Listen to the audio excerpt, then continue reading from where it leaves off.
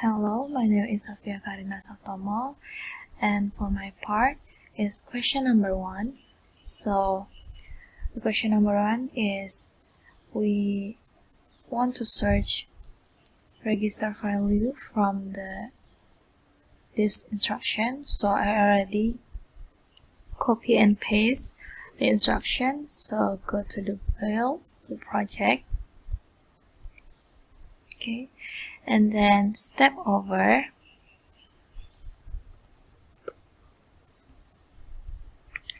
So for the first line is move binary number to AL register. So here from the bar register we can see the answer is 61, and then second line is 01, and third line is 12, and then fourth line is also 12, and then fifth line is 0F, sixth line is 7F, and then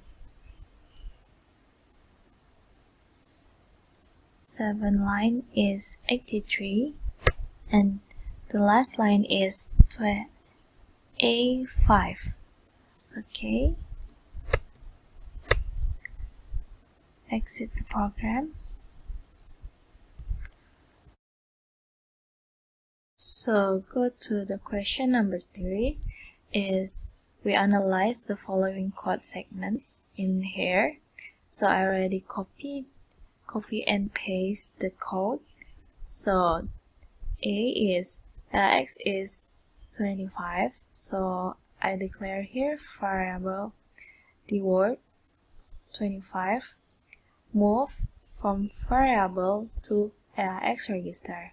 So we build the project, okay, and then step over. So okay, it's already, and then compare X and 20 because 25 is greater than 20, so it's go to L1,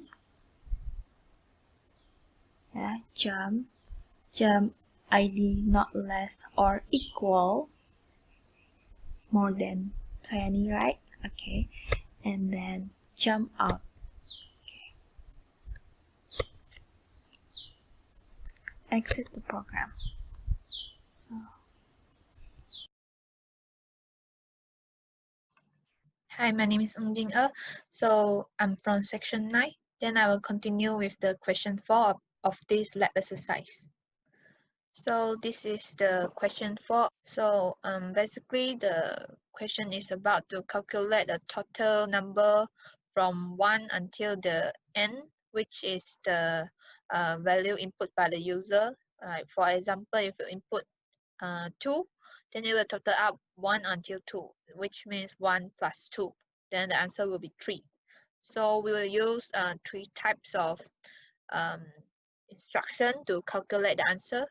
For the first one is loop. Then the second one is this. We'll use the deck and jump not equal.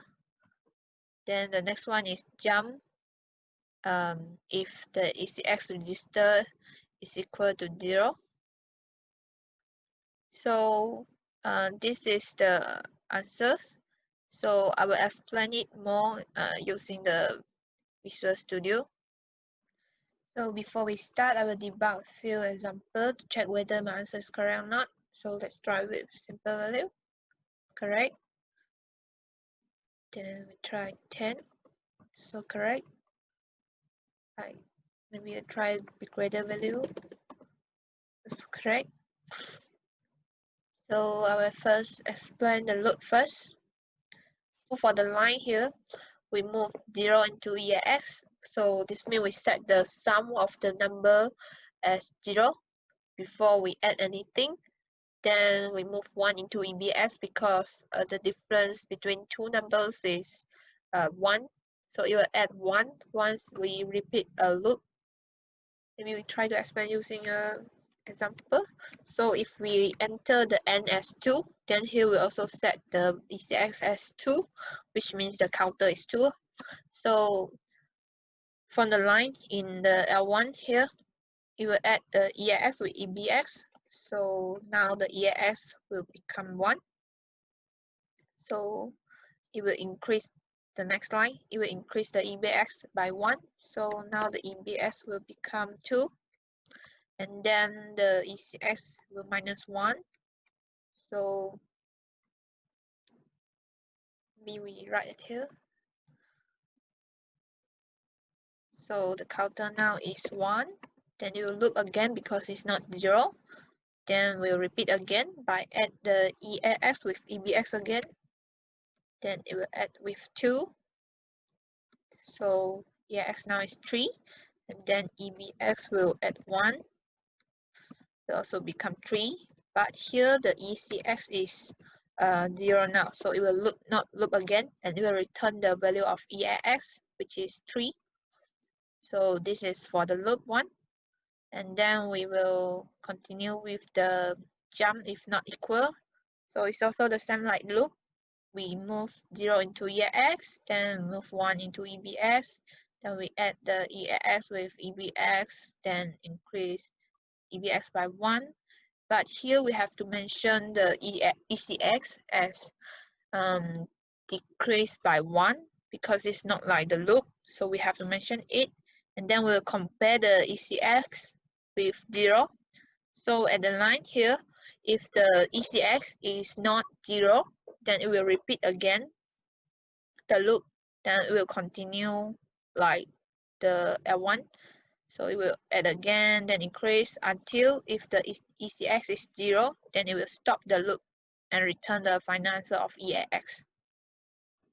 Then for the jump ECX, if it is 0, so also the same, we move 0 into EAX, move 1 into EBX, then we add EAX with EBX, increase EBX by 1, then it's also like the JNE, we decrease the ECX by 1, but here, if the ECX register is equals to 0, which means the counter is 0, then we'll jump to L2, then return the final answer of EAX.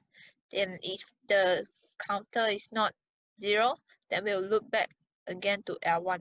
It will jump back to L1 and repeat again the steps. So that's all for the question 4.